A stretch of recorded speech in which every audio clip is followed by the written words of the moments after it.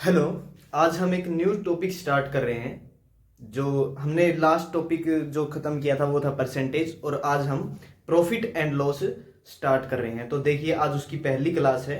तो पहले हम समझ लेते हैं कि प्रॉफिट एंड लॉस के अंदर होता क्या क्या है, फिर उसके बाद हम क्वेश्चंस पे चलेंगे। तो देखिए, प्रॉफिट का मतलब क्या होता है। प्रॉफिट होता है, प्रॉफिट मतलब कि लाभ। प्रॉफिट का मतलब क्या होता है, लाभ। और जब भी लाभ हमें होगा तो वो हम कैसे निकालते हैं, विक्रय मूल्य यानी कि selling price, selling price minus, selling price minus cost price. Cost price का मतलब है क्रय मूल्य। यानी कि जब भी हमें लाभ निकालना होगा तो उसके लिए हमें क्या करना पड़ेगा, विक्रय मूल्य में से क्या घटाना पड़ेगा, क्रय मूल्य को। अगर विक्रय मूल्य में से क्रय मूल्य को हम घटा देंगे तो वो हमारा क्या आ जाएगा, क्या निकल के आएगा, प्रॉफिट। यानी कि अब हम सेलिंग प्राइस को एसपी से डिनोट करेंगे, कॉस्ट प्राइस को सीपी से डिनोट करेंगे। ठीक है। और जब हमें क्या निकालना हो, एसपी निकालना हो, अगर हमें एसपी निकालना होगा तो ये माइनस का कॉस्ट प्राइस उधर जाएगा तो प्लस का, यानी कि सीपी प्लस पी। पी का मतलब है प्रॉफिट यानी कि लाभ।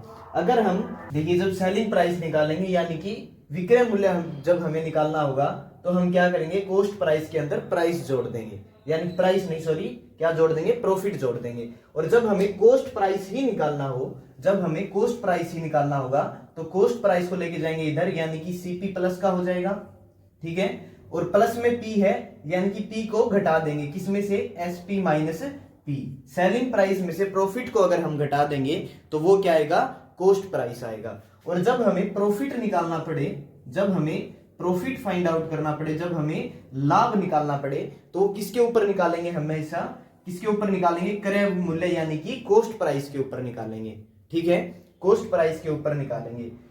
तो कॉस्ट प्राइस जब भी आएगा तो वो किसके ऊपर आएगा, प्रॉफिट के ऊपर आएगा। लेकिन हमें यहां निकालना होगा प्रॉफिट परसेंट। जब भी हमें प्रॉफिट परसेंट निकालना पड़े तो प्रॉफिट किस पे सीपी पे हमें निकालना पड़ेगा, यानी कि कॉस्ट प्राइस पे प्रॉफिट, और गुणा कर देंगे 100 से। परसेंटेज का मतलब 100 से गुणा।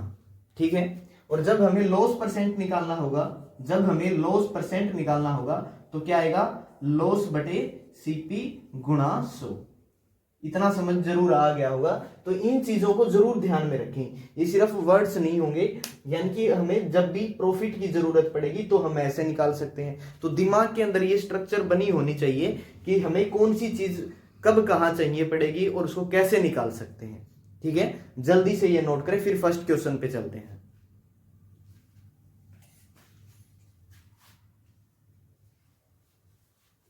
अब देखिए एक बार फर्स्ट क्वेश्चन। जब भी फर्स्ट क्वेश्चन आए आपके सामने स्क्रीन पे, उसको एक बार पॉज करके पहले खुद से ट्राई करें और फिर उसके बाद समझ लें। ठीक है। तो देखिए, पहले हम इस क्वेश्चन को देख लेते हैं कैसे करना है। हमें दिख रहा है कि सेलिंग प्राइस है वो 300 है। ठीक है, कोई भी अगर चीज होगी तो वो हमने बेच दी कितने की, 300 की। उस पर प्रॉफिट हो गया हमें 20%, प्रॉफिट हो गया हमें 20%। तो यानी कि कॉस्ट प्राइस जो भी रहा होगा, खुद का 100% रहा होगा, उस पर 20% अगर प्रॉफिट हो गया फिर बेची हमने, यानी कि 20% प्रॉफिट होने के बाद कितनी हो गई वो खुद की, 120 हो गई।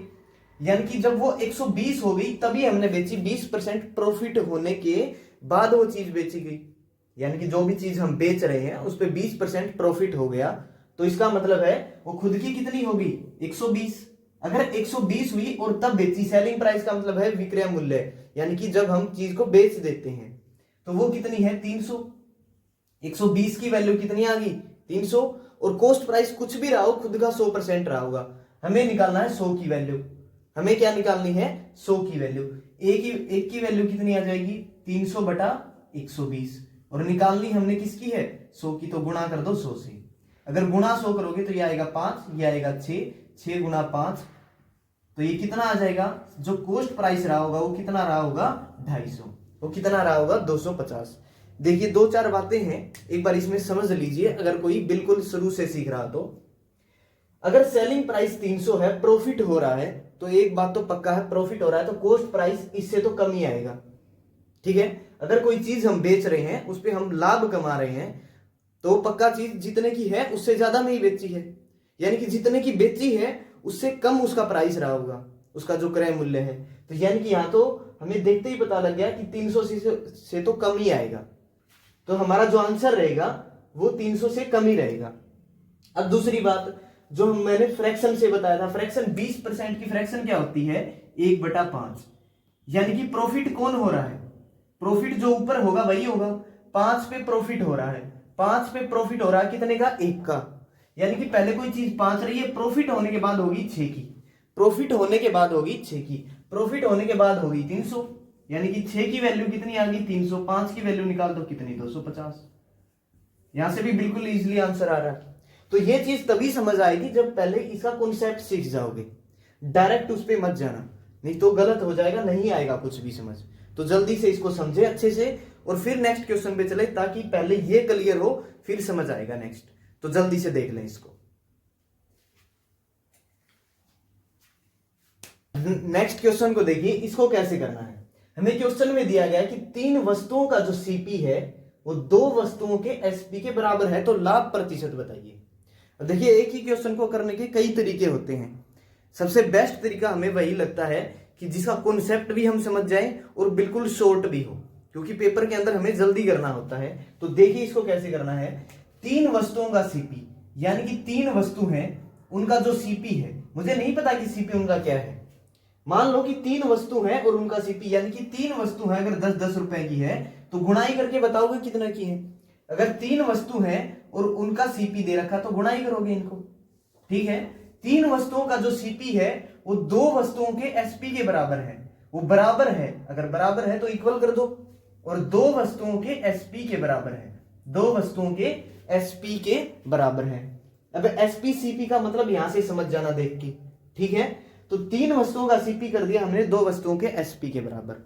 अब एक बात बताओ, ये एसपी जो है ये इसके डिवाइड में आ जाएगा, मल्टीप्लाई में है तो मैं लिख दूंगा सीपी बाय एसपी, और जो 2 है ये मल्टीप्लाई में उधर जाके हो जाएगा डिवाइड। आगे इतनी बात समझ। तो जो मेरा सीपी आया वो आया 2 और एसपी कितना आया 3, यानी कि सीपी और एसपी का जो रेशियो आएगा, जो सीपी और एसपी का जो रेशियो आएगा वो कितना आ गया 2:3। डिवाइड का मतलब रेशियो ही होता है। तो हम ये चीज समझ चुके हैं कि सीपी और एसपी का जो रेशियो है वो 2:3 है, यानी कि सीपी 2 है और एसपी कितना है 3 है। तो एक बात बताइए, तो हमसे लाभ प्रतिशत पूछा था, तो मैंने बताया था कि जब भी पी निकालोगे तो कैसे निकालोगे, एसपी माइनस सीपी। तो एसपी 3 है, 3 माइनस 2 कितना आ गया प्रॉफिट 1 का, तो 1 का प्रॉफिट आ गया कितने पे, प्रॉफिट जब भी निकालोगे तो प्रॉफिट किस पे आता है, कॉस्ट प्राइस के ऊपर आता है। तो कॉस्ट प्राइस कितना है 2 है, 1 का लाभ कितने पे 2 पे, और परसेंट निकालोगे तो फिर गुणा 100 कर देना, तो कितना आ जाएगा 2 गुणा 50, कितना प्रतिशत लाभ आ जाएगा 50% लाभ। आ गया समझ। मुझे लगता है कि सबसे इजी मेथड था ये, और इससे समझ भी आ गया होगा। अगर समझ आया है तो जल्दी से नोट कर लें इसको।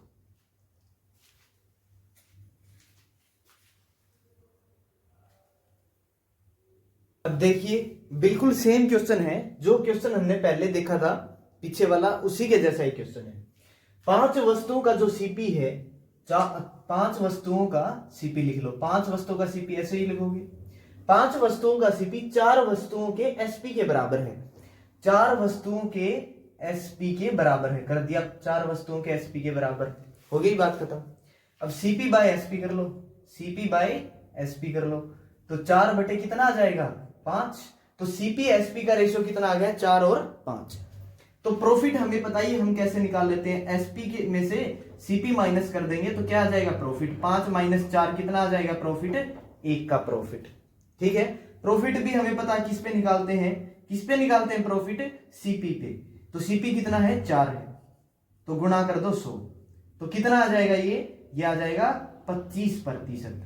तो जो लाभ आएगा, जो लाभ प्रतिशत आएगा वो कितना आएगा 25%। अच्छे से इसको देखिए एक बार और जल्दी से नोट कर लें।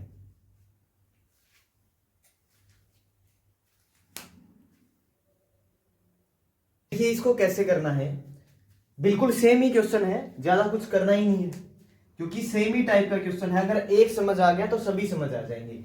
40 वस्तुओं का सीपी कर दो, 40 वस्तुओं का सीपी 50 वस्तुओं के एसपी के बराबर है।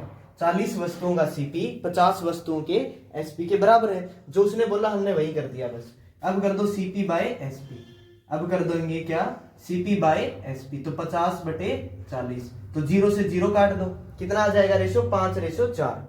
ठीक है। अब एक बात देखिए, यहीं से समझिए कि सीपी ज्यादा है एसपी कम है, यानी कि 5 की चीज लेके 4 में बेच दी तो हमें लॉस ही होगा, तो हमें लॉस ही होगा। लॉस कैसे निकालेंगे, प्रॉफिट हो या लॉस हो कैसे निकालेंगे, SP minus CP, SP minus CP. SP कितना है, 4 है, -5 करेंगे तो 1 का क्या आ गया हमारे पास, लॉस आ गया। ठीक है, 1 का क्या आ गया, लॉस आ गया। कितने पे आया 1 का लॉस, सीपी कितना है उसी पे निकालेंगे, 5 पे आया 1 का लॉस गुणा 100। ठीक है, तो यहां से क्या आएगा, लॉस परसेंट यानी कि हानि प्रतिशत। ठीक है, तो कितने की हानि होगी, 20% की हानि होगी। आ गया समझ, उम्मीद है कि समझ आ गया होगा। तो जल्दी से इसे नोट करें, फिर नेक्स्ट टाइप पे चलते हैं हम। ठीक है,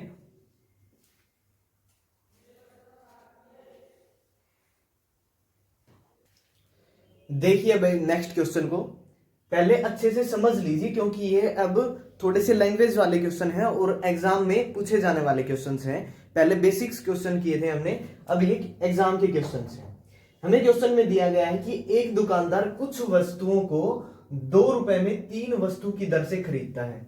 ठीक है, अब कुछ वस्तुएं खरीद ली कि हर 2 रुपए दो और उसमें 3 वस्तु मिलेंगी। अब ये हमें नहीं पता है कि कितनी वस्तुएं खरीदी हैं, लेकिन इतना पता है कि 2 रुपए में 3 वस्तु आ रही हैं। वह इन सभी वस्तुओं को 3 रुपए में 2 वस्तु की दर से बेच देता है। वो जितनी भी वस्तुएं थी उसमें से हर 2 वस्तु 3 रुपए की उसने बेच दी। खरीदी कितने की थी, 2 रुपए में 3 वस्तु, और बेची कितने में, 3 रुपए में 2 वस्तु। वह की दर से वस्तुओं को वो बेच देता है, तो इस पर उसकी लाभ या हानि प्रतिशत बताइए। अब समझिए इसको अच्छे से, बहुत ही मतलब कि इस टाइप के क्वेश्चन है, अगर एग्जाम में आएंगे तो थोड़ा सा कंफ्यूज कर देंगे। देखिए अब इसको हम निकाल लेते हैं पहले कॉस्ट प्राइस। हम क्या निकालेंगे पहले, कॉस्ट प्राइस। इसने दिया है कि यहां पे मैं मान लेता हूं कि रुपए, जो रुपए आए थे वो वस्तु मान लेते हैं, चलो इस साइड। यहां पे जितनी वस्तुएं थी वो आ जाएंगी और यहाँ पे जो रुपए थे वो आ जाएंगे, यानी कि यहाँ पे आर्टिकल्स और वहां पे उनका प्राइस। अब देखिए कॉस्ट प्राइस के अंदर उसने क्या बोला कि 2 रुपए है और 3 वस्तु है, लिख दो 3 वस्तु के नीचे 3 वस्तु और 2 रुपए के नीचे 2 रुपए, यानी कि उसने 2 रुपए में 3 वस्तुएं खरीद ली। ठीक है, अब वो बेचने चला गया, तो बेचने गया तो उसने 3 रुपए में 2 वस्तु की दर से बेच दी। अब जो सेलिंग प्राइस होता है, विक्रय मूल्य होता है, वही तो बेचने को बोलते हैं। और जब बेची तब 3 रुपए, रुपए के नीचे रुपए, गलती ना कर दे क्योंकि वस्तु 2 बेची है। अब की बार जो वस्तुएं बेची वो 2 बेची है। ठीक है, आ गया इतना समझ। अब हम कंपैरिजन नहीं कर पा रहे हैं क्योंकि 3 वस्तु है 2 रुपए में, और यहां पे 2 वस्तु, यहां पे 3 वस्तु है, तो ये कंपैरिजन नहीं हो रहा है यहां पे। यानी कि अगर मैंने 10 वस्तुएं खरीद ली है तो मैं बेचने जाऊं तब भी 10 वस्तुएं ही बेचने जाऊं, तभी तो मेरे को एग्जैक्ट पता लगेगा कि मेरे को कितना प्रॉफिट हो रहा है, कितना लॉस हो रहा है। तो यहाँ पे जो ये 3 वस्तु है, यहाँ पे भी 3 होती तो हम बता देते, मान के चलिए 3 वस्तु 5 रुपए की होती और बेच देता 3 वस्तुएं 6 रुपए की, तो पता लग जाता कि एक का प्रॉफिट हो रहा है 5 पे। आई बात समझ। अब यहाँ पे पता नहीं लग रहा है क्योंकि वस्तुएं सेम नहीं है, तो इसका मतलब है कि हमें क्या करना पड़ेगा, हम वस्तुओं को अगर सेम कर दें, अगर हम वस्तुओं को सेम कर दें तो हमें आसानी से ये निकाल सकते हैं कि कितना प्रॉफिट होगा। तो हम क्या करते हैं, वस्तु कैसे बराबर हो सकती है, इसको 2 से गुणा कर दो 6 हो जाएंगी, इसको 3 से गुणा कर दो होगी 6। अब ये बोलोगे ऐसे कैसे मर्जी से कर दें इनको बराबर, तो लीजिए दोनों साइड ही मल्टीप्लाई कर दो, दोनों साइड ही मल्टीप्लाई कर दो और उतने से ही करो जितने की यहां पे की है। ठीक है, अब ये देखिए इफेक्ट नहीं आएगा। क्यों नहीं आएगा, क्योंकि 3 वस्तुएं हैं 2 रुपए की। ठीक है, 3 रुपए दे दिए, 2 वस्तुएं ले ली, फिर 3 रुपए दे दिए और 2 वस्तु ले ली, तो कितने आए 6 वस्तु आ गई 4 रुपए आ गई, और यहां पे भी क्या हुआ 6 वस्तु आ गई 4 रुपए आ गई। सही तो है बात, कोई इफेक्ट ही नहीं आ रहा। इसका मतलब है कि ये चीज करना सही है, लॉजिकली है और ये करेक्ट भी है। तो ऐसे हम कर सकते हैं, ऐसा नहीं है कि ऐसे ही मनमर्जी से कुछ भी कर देंगे। तो इसका मतलब है कि यहां पे क्या आ गया, 6 वस्तु आ गई कितने रुपए की 4 रुपए की, 6 वस्तु आ गई कितने रुपए की ₹9 की, यहाँ पे ₹4, वहां पे ₹9। अब आसानी से हम बता सकते हैं कि ₹5 का प्रॉफिट हो गया, यहां से हम नहीं बता पा रहे थे। तो यानी कि जो प्रॉफिट निकालते हैं वो कैसे निकालते हैं, एसपी माइनस सीपी। एसपी कितना है, ₹9 है, सीपी कितना है, ₹4 है। तो कितने का प्रॉफिट, ₹5 का प्रॉफिट। और कितने पे हुआ प्रॉफिट, वो ₹4 पे हुआ है। यानी कि कॉस्ट प्राइस के ऊपर ही निकालेंगे हम कि प्रॉफिट कितना हुआ है। ठीक है, तो प्रॉफिट निकालेंगे, अगर हम प्रॉफिट परसेंट निकालेंगे, लाभ प्रतिशत अगर हम निकालेंगे तो कितने पे निकालेंगे, 4 पे निकालेंगे। कितना आया है, 5 आया है। तो 5 का लाभ कितने पे, 4 पे गुणा 100 कर दो, तो ये कितना आ जाएगा, यहां से 25। तो 125% क्या हो जाएगा, उसका प्रॉफिट हो जाएगा। तो उसका जो प्रॉफिट होगा वो कितना हो जाएगा, 125%। इसको अच्छे से समझिए, क्योंकि एक क्वेश्चन अगर समझ आएगा तो पूरी टाइप क्लियर हो जाएगी। ठीक है, तो अच्छे से समझिए और फिर नोट कीजिए।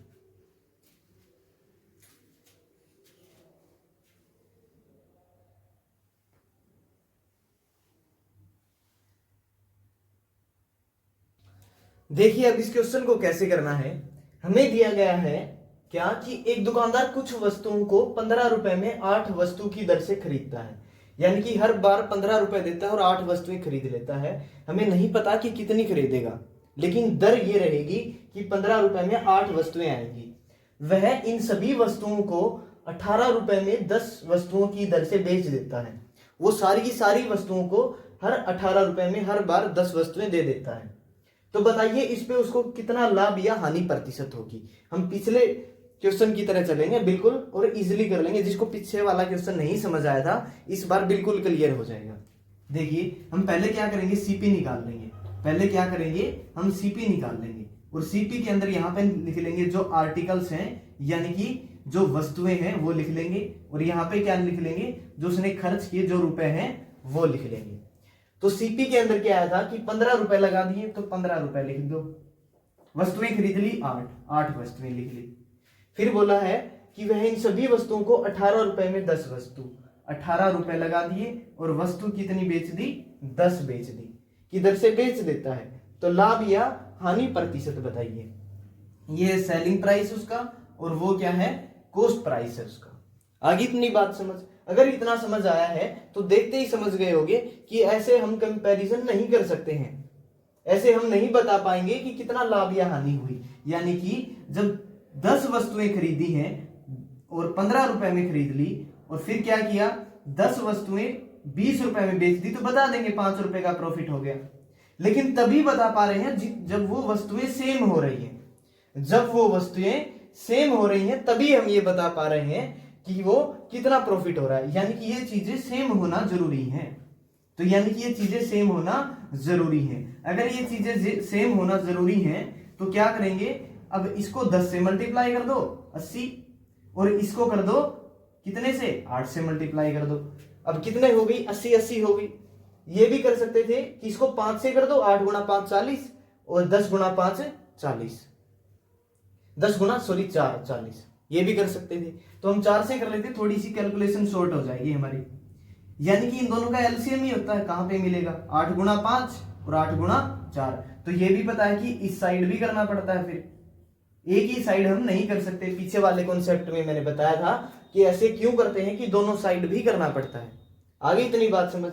तो यहाँ पे कितने पैसे मिल गए उसको, 15 गुणा 5 75, और यहाँ पे कितने मिले, 18 गुणा 4 72।